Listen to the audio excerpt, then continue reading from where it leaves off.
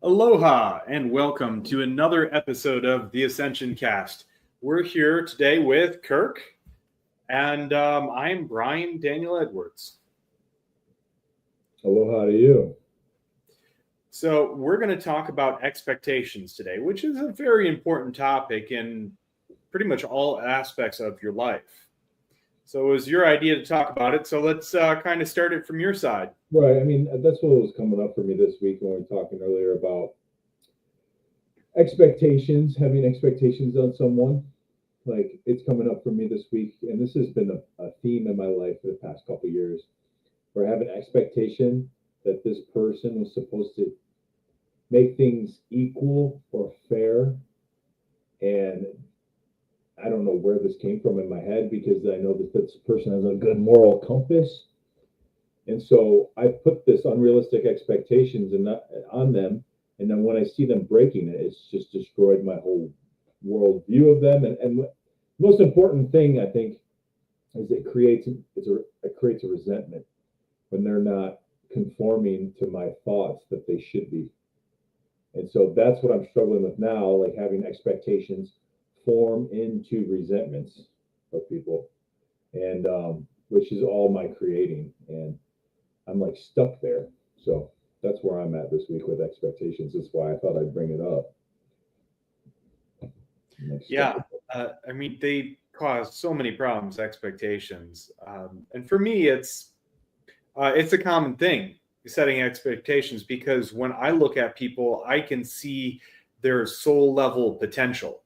I meet people and I'm like, oh, you're capable of greatness. But the problem is that's not where they are right now. And that's potential. They may never choose that path that leads them to greatness. So having these expectations only sets us up for disappointment. And then, once we're disappointed for long enough because they're not meeting our expectations, it can lead to resentment, like you said.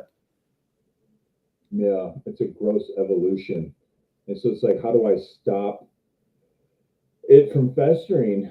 And one thing that helps me generally is prayer, praying for that person, that they have health, happiness, peace, and prosperity, and literally visualizing in my mind them having each one of these four things. And it's a practice that I do every morning and night, and when I remember to. And it does help to neutralize it all a little bit. And so I don't know, it doesn't completely fix it for me, but it definitely is a start. Yeah. And part of it is just recognizing where they're at. For me, a big thing is I see their potential, and they may never realize that potential in this lifetime. So it's just taking that inventory of where are we at right now? So coming in, not setting, oh, they are going to do this. It's like, okay, in your case, what's going on now? What's going on? And not setting expectations for what's going on in the future, which is the same thing for me.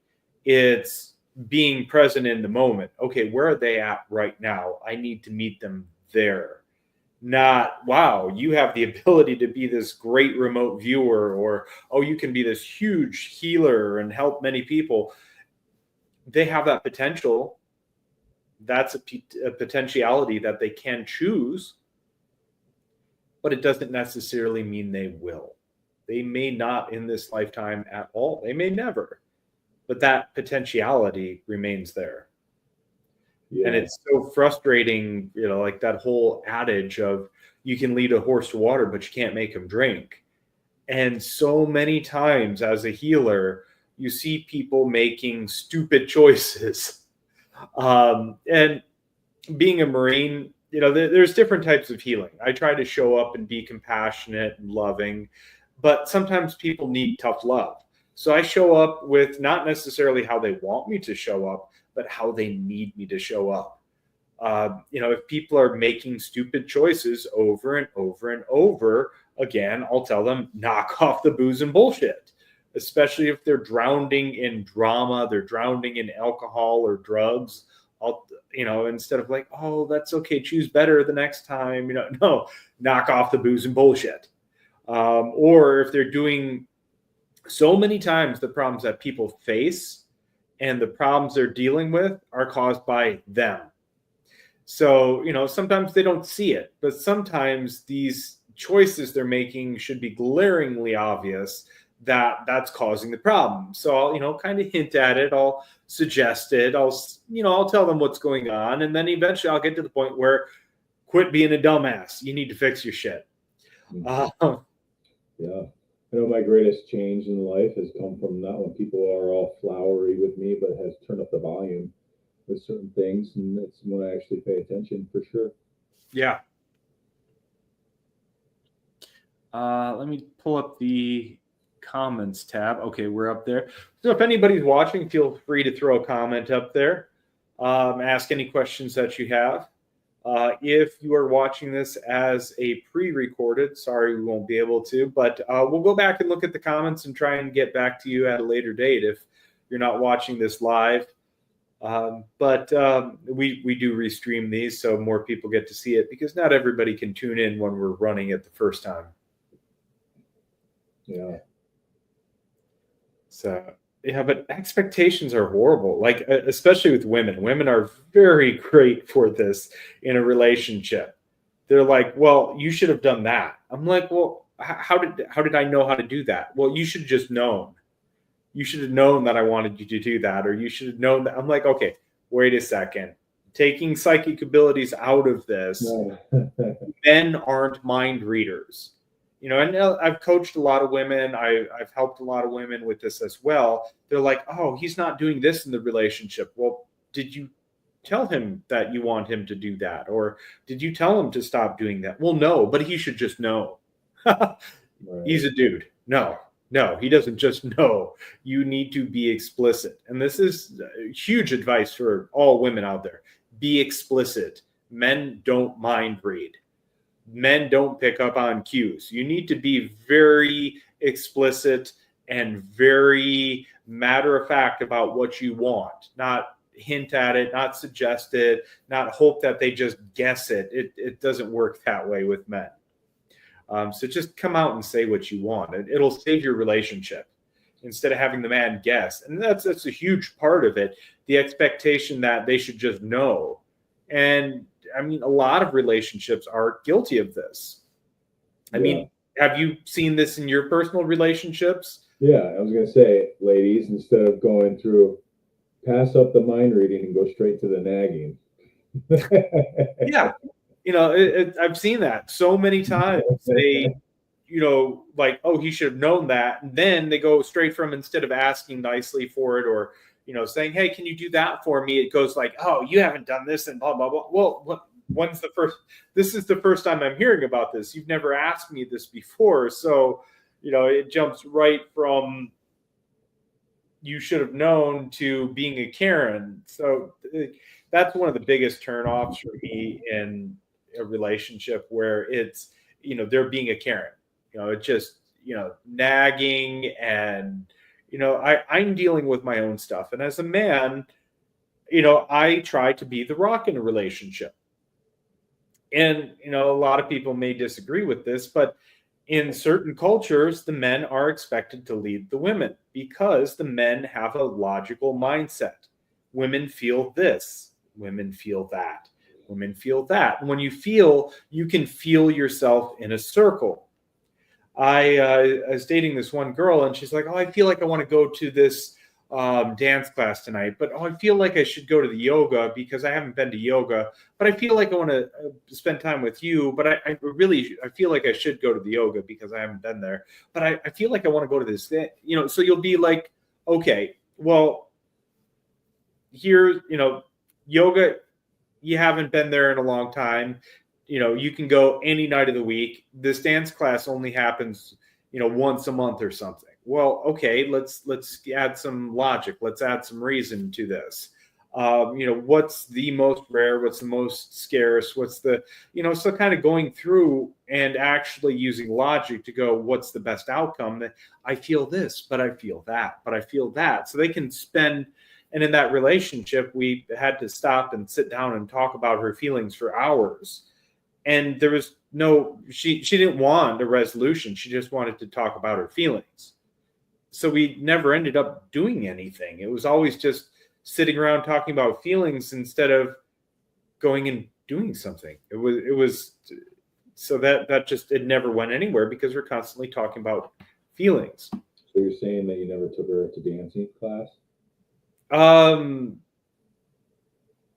No, that I don't know why that didn't happen. It was a very short-term thing. Yeah, pick the yoga. Well, yeah, I understand why it was a short-term thing. That was there was entities involved and some schizophrenia involved, and I mean actual head injuries where she had actually cracked her skull. So there was, that was interesting. But so it's using a little bit, and this is another huge expectation that everybody is having the same experience we are. If you eat a food, you go, I bet the person across the table eating the same food is having the same experience I am. No, they might be allergic to the food that you serve them, and they're having a terrible time, or maybe they don't like it, and they're just, putting on a happy face and like, oh yeah, this is good, and they're actually thinking it's terrible. And I mean, that goes for music, that goes for movies, that goes for, so we have this expectation that it's everybody thinks the same way we do. And then there's this weird modern expectation that men and women are the same. We're not. The way we're wired, our biology, our chemistry, completely different.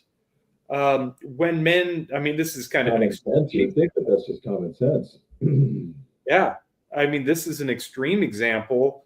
When men take steroids, they get highly aggressive. So what does that tell you? The extra testosterone makes them more assertive, makes them more aggressive. And when you take extreme amounts like that, it becomes exaggerated. It's like a hyperbole of what men experience in a day-to-day basis. And the men are, if you're healthy, have high testosterone all the time. So you should be pretty normalized, pretty even keel the whole month through. I mean, you can eat foods that lower your testosterone. You can have dramatic things that happen. So it isn't, 100%, but women fluctuate between estrogen, progesterone, oestrogen, prolactin. Like, they have this whole cocktail of hormones, which is constantly changing. Then, you come into PMS and their hormones are changing, getting ready for their menstrual cycle. And then, their hormones change when they're getting ready for ovulation. Then almost immediately after ovulation, they experience this crash. And I was dealing with someone, and I couldn't figure it out. She seemed to have a crash twice a month. Okay, the PMS, that makes sense, but it didn't make sense why there was 2 crashes a month. And I realized it was the post-ovulation hormone crash she was experiencing that kind of threw her into a tailspin. So she'd have mood crashes twice a month. Men don't have that. Women think different. They're wired for nurturing. They've always been the caretakers. They're raising children, so they're meant to be very kind and caring. And men, and this is also why I enjoy working with women for psychic abilities. They've been wired to be psychic because they have a psychic link to their children. Whereas men, it's been programmed out of them because men have been in that protector role, that hunting role. So if you are bashing someone over the head, you don't want to necessarily feel what they're experiencing. If you are killing an animal to come home, drag it home, and put it on the kitchen table for your family, you don't want to feel what that animal feels. But now Well, I mean, I think it's a different avenue too. Having instincts, the primal urge to hunt is an instinct, an intuition, a form of intuition. So, but I think you're right. It's definitely a different path Yeah. to intuition than women. Now, here's the interesting part. If you can feel, if you can be open, say almost like a Shaolin warrior monk, if you can have these psychic abilities and feel what the person is experiencing and still be able to do your job as a warrior, that's a whole different level, a whole different experience to be able to feel that. Or as a healer, I have been kind of a death shaman. I've crossed a lot of people and animals over. Sometimes I'm just there when they're dying, but sometimes for animals, they've been mortally wounded and I ended up putting them out of their misery. And I can actually feel what they're experiencing. I can feel their emotions. I can feel their physical pain. And to be able to still show up and assist them in crossing over, it's a very unique experience to feel them in the pain they're in and then feel them leaving their body. I had a friend a long time ago tell me that animals leave their bodies before death so they don't experience the pain of it. And then I never knew if that was true or not. It's a nice thought to have, that the animal's soul will leave its body before death occurs to not experience the pain of it. Like that's a lovely thought, but what you're saying is that that's not necessarily true.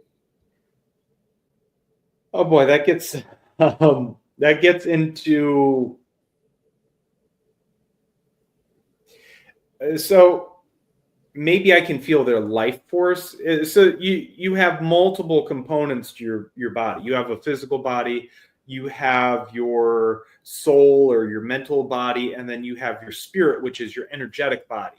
So it's which is leaving when. So maybe your soul steps out and kind of watches this whole thing happen, or just your soul steps out, but at some point in time the spirit leaves the body. So I maybe when I'm feeling that, I'm actually feeling the spirit leaving the physical body, and the de-animation process of that body as opposed to the soul leaving. Yeah. So there's a lot of nuance to that. So it's possible. I know I got shot and I died. This is a parallel life that I was living. And yeah, I probably won't go into the exact details of it, but I was working in a military role, let's say, and I got shot. I don't want to give too many details around it, but I got shot, one shot in the chest. It felt like a burning, searing hot poker going in. And then it was just kind of like, oh, I started like drifting back out of my body and all the pain went away. And then I felt the next shots, the follow-up shots, and it just felt like warm pillows, thud, thud, thud. And it didn't even hurt. It was just, I could feel them hitting, but it just felt like warm pillows hitting me. And I'm like, oh, okay, it's just time for me to go. And so then I went, and then I woke up back into this body. And at first, that consciousness was at the forefront. It was part of my greater oversoul, or it was part of me. I was living a parallel life. But then to come into this body felt like it didn't fit. It felt weird compared to what I was used to feeling. I was looking around me. I'm going, where am I? What? I don't recognize any of this. And then that consciousness kind of went to the back and my normal consciousness came back forward, and I'm going, what just happened? That was wild. So then, doing some remote viewing into that, and working with other viewers and different psychics, and so I kind of figured out what happened and why. And that was probably almost a decade ago now. I'm still working on gleaning insight into that life and now understand what happened, what mission I was on, and everything. But yeah, very interesting to have that parallel life and actually experience a death in this lifetime. I mean, along with actually getting killed and almost killed a few times. but that was not a near-death experience. That was a 100% I died experience. That body was decommissioned, and then that soul fragment came back into to merge into this being, this body. Wow. I don't know how we got on that topic, but that's interesting. We drifted right into that. About expectations and animals. Oh yeah. We got there. Interesting I segment. remember it wasn't long ago where you said that you watched a baby deer get hit by a car at your house, and you had to take it. You had to send it on its way because it was too far gone. That was actually out west when I was in Arizona. I thought it was a little baby mule deer. I saw it in the road. I'm like, okay, let's just move your body, so out of kind of respect, so it isn't just getting ground into the asphalt. Then I went to pick it up, and it lifted its head, and then it started, got up and started walking away. And I'm like, oh, you're fine. And then all of a sudden, it just collapsed forward, and blood just poured out of its mouth, and it was just seizuring. I'm like, oh, okay, yeah, let's cross you over. I'm sorry. Yeah. You were out west when that happened? Yeah. I feel like that wasn't that long ago. I know. That was 23. That seems like just yesterday. No way. Yeah, I can't believe it's now 25. Wow. I mean, I was just in Mexico yesterday, it seemed like. And then Australia, and then Hawaii. It's just, I think this is the longest I've been in one location. Like, I'm still stuck on the little deer. Yeah, it was sad. It's hard to see them at the beginning of their life. Yeah. Right. I mean, there's another time where, this was in Ohio, it was stuck in a fence, and it was trying to get to its mother. And instead of letting it run back into the road, I was actually able to grab it and get it unlodged from the fence, and then reunite it back with its mother. So not all stories have a sad ending, but I show up as I'm needed. And my job isn't always a happy one, but I try and help in whatever capacity I can. Yeah.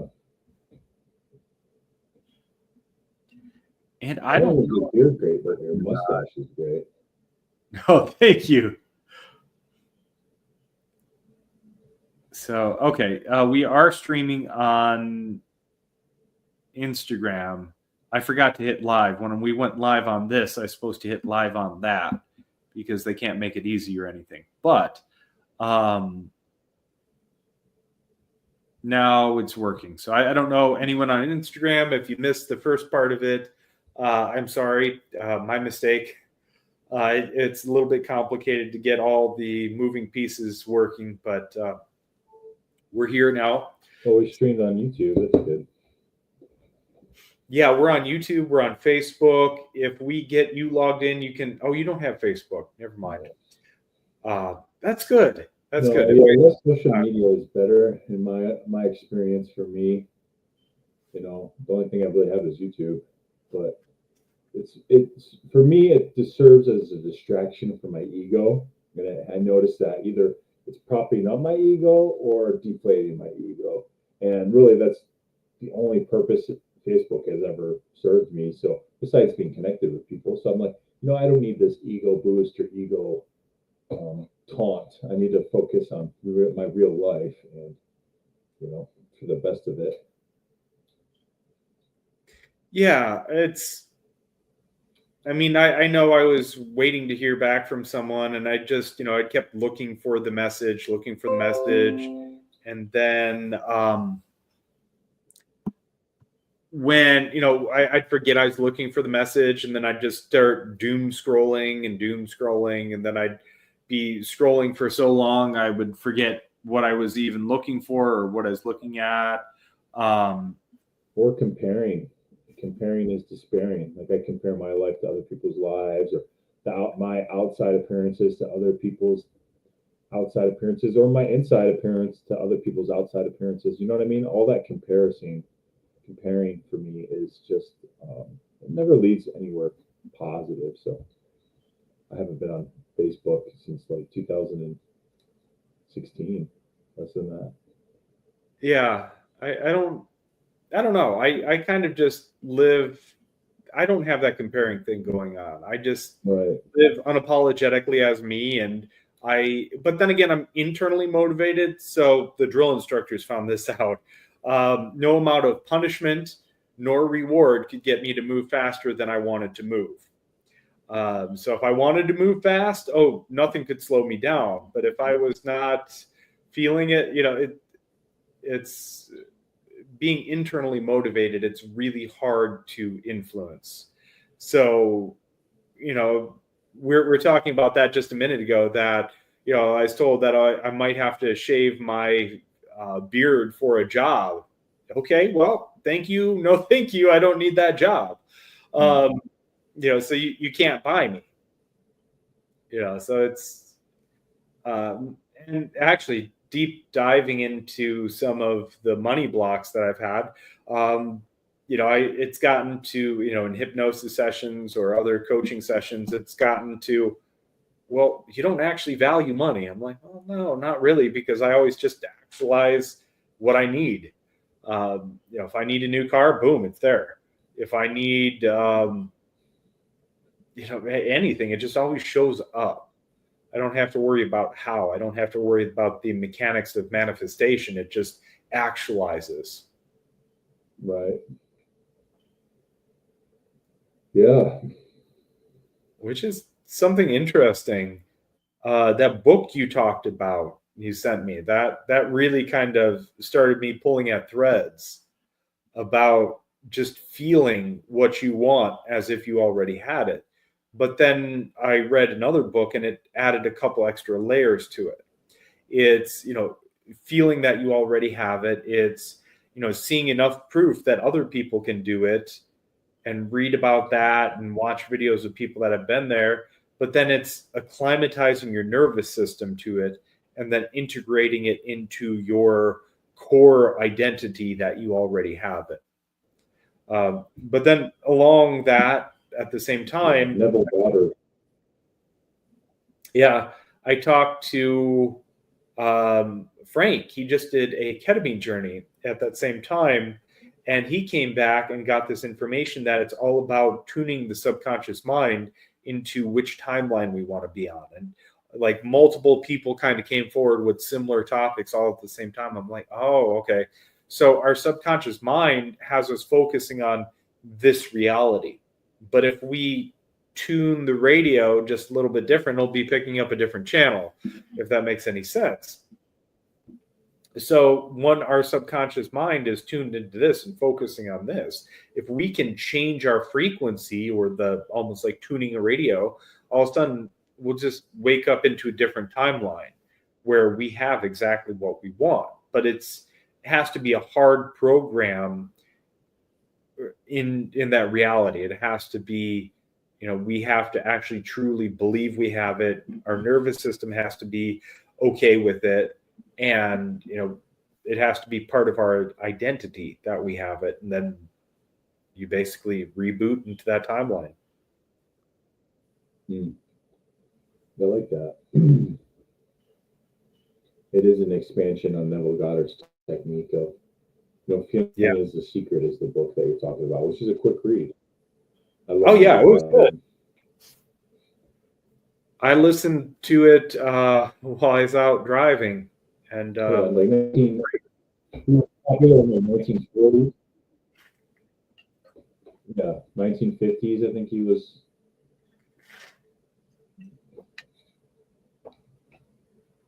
We like to discount it as them being less enlightened, and we're in this more enlightened period. But there is a lot of stuff that came from the Victorian era, that came from the 1900s, the 1950s. There's a lot, like the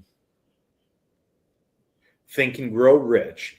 That was kind of manifestation techniques. That was talking about a lot of super successful people, and there's a lot of good information that was already out there, and a lot of people are just kind of regurgitating stuff from 50 or 100 years ago. Would you call it road rich? Was it? What was Oh, the Think term you and used? Grow Rich by Napoleon Hill. Oh, Now, there's, I don't know. I get kind of a creepy feeling in parts of it. It talks about writing a contract and saying what you're willing to give up to achieve your goal of what you want. And it's talking about some of these uber rich people. It's like, well, what did they give up to get what they want?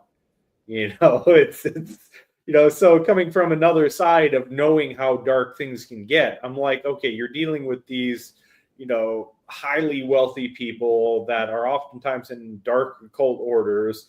It's like, okay, you're kind of hinting at selling your soul there. Is that what you're? And then another one, he did have a book called Conversations with the Devil or something. Let me look they that haven't up. given up anything.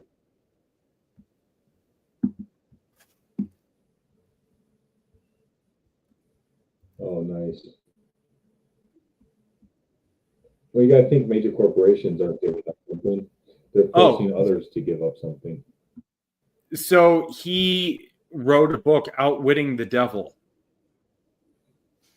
I didn't read that one, but I'm like, okay, the devil's pretty cunning and clever, and you think you're clever, more clever than that, and you can outwit the devil. Okay, so then that kind of, once I read Think and Grow Rich, and you're like, oh, write a contract and say what you're willing to give up for that.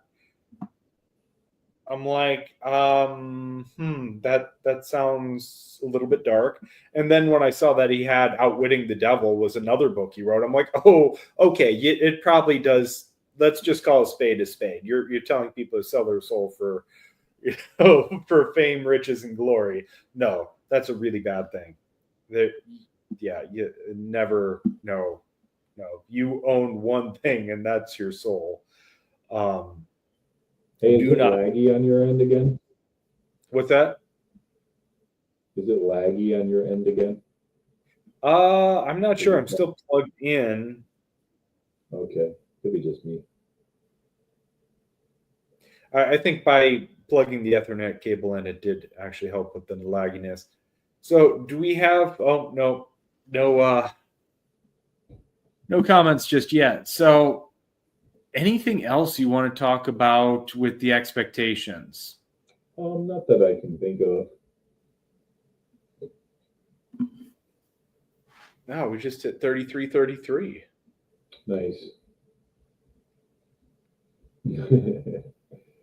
That's funny that you noticed that. I also noticed that you see a lot of numbers in license plates. Yeah. Which I necessarily don't get license plates often, but I talked about this. I see the number 21 every day, and it's like my sobriety date is 7/21. Okay, and my great grandma's birthday is 10/21. So 21 has always held significance for me. 21. It reminds me of my great grandma, and then my sobriety date. So I will see it every day. And I ask now, Spirit, okay, can you show me more? Like, thank you for 21. I accept it. I download it. Thank you. Please show me more. So recently, it's funny. The other day, I saw 21. Like I was driving 21 miles, and it was going to take me 21 minutes to get there. So I was like, oh, that's cute. I see double 21 now. So like, what else is possible? Yeah. It was. I looked at 21 on school buses. Like I'll see it on school buses. I'll see it on a mailbox and someone's address when I'm like looking that way for, not even looking for it. So it's pretty fun. It's fun. Like the other day I had driven like 44 miles. My car was at 44.4 miles per gallon, and it was 444. I'm like, okay, this has to mean something. Nice. Yep. Because there's you get a red Jeep Liberty or, red Jeep Wrangler, and then you start seeing them everywhere on the road. Well, your mind is now it's at the forefront of your mind, so you pick up on it. I saw this guy play an electronic sound. You listen to the clip twice through, and you couldn't make anything out of it. Then he played an audio of someone saying something. I can't remember what it was, but then he went back and played that basically electronic screeching sound, and then you could make out that, it sounds like it's saying the same thing as the person said.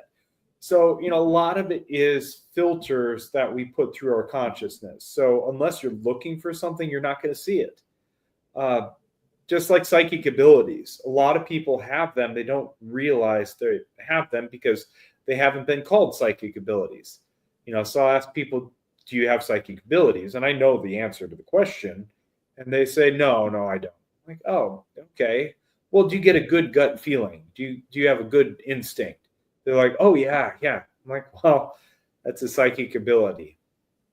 So if they're not thinking in terms of that, they're going to assume that they don't actually have a psychic ability until you tell them, yeah, you do have a psychic ability. Then they'll start kind of back checking it, and they'll go, oh, well, yeah, I knew that before that was going to happen. I knew that before that was going to happen. And then all of a sudden they're going, oh, I've been psychic this whole time. So just like 21, you probably before that saw it all the time. How does one grow? Yeah, maybe, but now it's just like obvious all the time. Yeah, and it's just so, for me, it's spirit. For me, it's spirit telling me that I'm on the right path, and then I need to stay clean and sober. Basically, I think that's really what it's telling me. Yeah. So how does one grow with their psychic abilities then? How do you grow your endurance or your muscles? Diet and exercise. You train, you exercise, you use them. How do you grow your psychic muscles? Diet and exercise. Well, yeah, I wasn't even going to say diet, but yeah, you're actually 100% true there. The fluoride, the pharmaceuticals, all those things block your psychic abilities. So yeah, you're actually spot on. So diet, exercise, and practice. So the more you use them, the more you practice with them, the more they'll just come second nature to you. And that's true. My when I started meditating heavily, I would get during meditation, my forehead would start tickling. And it was such a distraction when I was meditating. I would like start scratching my forehead. And like, why is my forehead tickling? Like someone was tickling me. And like, stop, And it took me a while to figure out, oh, this is my third eye opening. Like I didn't even recognize it probably for a few months. Like that was going on. I just thought it was this weird sensation I was having, and then I noticed whenever I would stop to be aware of the sensation, it would kind of go away. Like stop it, And then I came to me like, well, this is my third eye opening, and so that's when my psychic abilities really started taking off, and I could not only feel people physically, but I could feel people through an email or through the television or on an airplane, like from a distance. Like I could feel people psychically from a distance or through time and space, which was trippy. And that's kind of where you came into my life, is when I met you, kind of around that time, because it was a lot. It was a lot to handle, and I couldn't really make sense of it. But yeah, interesting timing. Like a radio or an old analog TV, it's receiving all the channels at once, but it's what frequency are you tuning into? So yeah, the better your antenna is, the more, the more dialed in you get it, the clearer picture it's gonna have. But the signal's always there. It's the biggest thing is, are you listening? And oftentimes people like most people just kind of like try and wipe their head. Oh, that's weird. Why do I have a headache? Without even realizing that's third eye opening. If you're around people and they're sad and you're sad, you're like, oh, it's just common. Well, no, that's actually empathic. You're feeling what they're feeling. So it's tuning into that. It's practicing that. It's realizing what you're experiencing. It's kind of refining your palate, let's say, almost like eating, you just, oh, it's food. Well, okay, can you start picking out the spices out of that food? You're receiving all these signals from all these different senses in your body. Can you start refining them and picking out individual, like, okay, I'm eating this dish. Can I taste the cumin in it? Can I taste the salt? Can I taste the pepper? Can I taste the lemon in it? Can I taste the orange zest? So the more you can start to pick out individual input happening in your body, so when you walk into a forest, okay, what are you feeling? Oh, I feel energy coming up. I'm absorbing energy. I feel this energy radiating off of this. I feel, so it's, I can hear something. My ears are ringing, or, hey, there's someone trying to talk to me, or, instead of just going, oh, that's visual noise, actually being able to tune in and go, oh, there's someone standing there. Or, wow, I see energy or an aura. So a lot of it's just the practice, getting used to it. It's always there. It's just, are you tuning into it? Yeah. And we're now in the Kali Yuga. Well, actually, we're coming back up into the Satya Yuga, the golden age, the age of truth and enlightenment. I was told maybe a month ago that we jumped up in vibration up to there again. It's just people will have to try and realize that we're in there.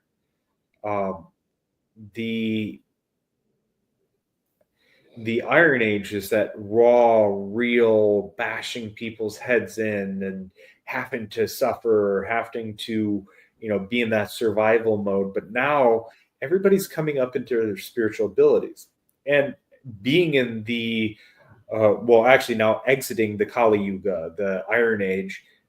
We've been through this whole cycle before. So anyone who's not a new soul, anyone who's been here more than a few lifetimes, already has that experience. So it's not a matter of learning it now. It's not going to take you lifetimes to learn these abilities. You already know. It's a matter of remembering, stepping back in, returning to who you were, not becoming something new. I mean, you are becoming something new. You had this, okay, you might have been in the last golden age, and then you drop down to the silver age and bronze age and iron age, and so you're not what you were in the last golden age. You're the sum total of all your experiences now. And I have some people that have told me they were some sort of special being in a past lifetime. Whether, I've heard so many people say they're the incarnation of Archangel Michael, or the incarnation of this, that, the other. But I ask those people, I'm like, okay, so what? Who are you now? What does that mean? What does being that special person in that that person in many lifetimes ago mean to you now? What are you now? Who are you now? You're no longer that person. You're the sum total of all those lifetimes combined. What are you now? What does that mean to you now? So it's a matter of remembering everything that you are. Even if you heavily identify with one lifetime, you're not just that one lifetime. You're the sum total of all the lifetimes. So I think he dropped off. I might be slightly out of focus. Yeah, I am out of focus.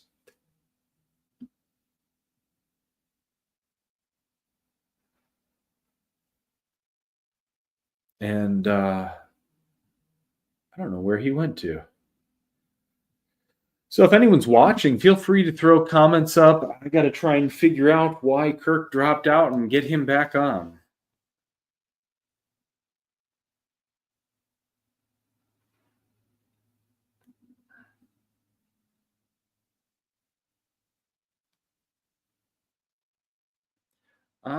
Yeah, I don't know where he went.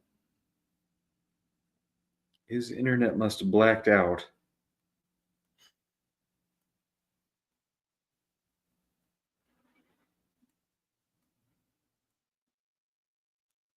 Well, if there's anyone else out there that wants to come onto the show, feel free to send a comment. I can send you the link to come on. Okay, just got the message. His computer crashed. And you're back. Sorry, I think it's my internet that's doing that. Yeah, no worries.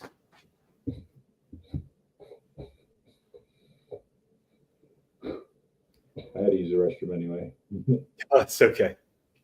Well, it looks good better now. Like the quality of the video is a lot better. Good. Yeah. Was it the internet or the computer crashed? It's internet. Okay.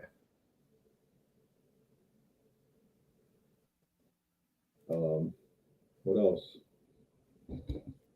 Well, we're at 46 minutes. Do you have any other topics you'd like to talk about? No one's leaving comments right now, so we can keep going, or just wrap it up for the day, whatever you feel like. I don't know what else to talk about right now. So Okay. Yeah. Any last comments? Questions? Healing? Okay, well, I guess we can just end it for today, and we will come back hopefully next Sunday, but hopefully before then we'll get another broadcast in.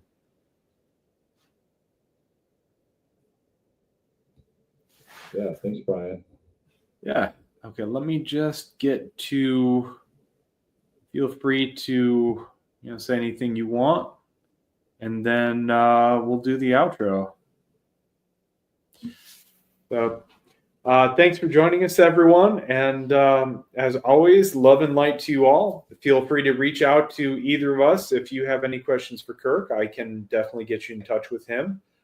Feel free to reach out on Facebook or Instagram or drop a comment. We will try and answer it. Or if you need healing or help or coaching, feel free to reach out to us. Okay, you can say anything you'd like before we leave. Yeah, just like you. Namaste, aloha, so much love. Aloha, everyone. Thank you so much. We look forward to seeing you again the next episode. We hope you enjoyed this video session. Please support the Infinite Love Movement by liking, sharing, and subscribing to our channel. Visit theinfinitelovemovement.org to sign up for healing sessions, classes, and events with Brian.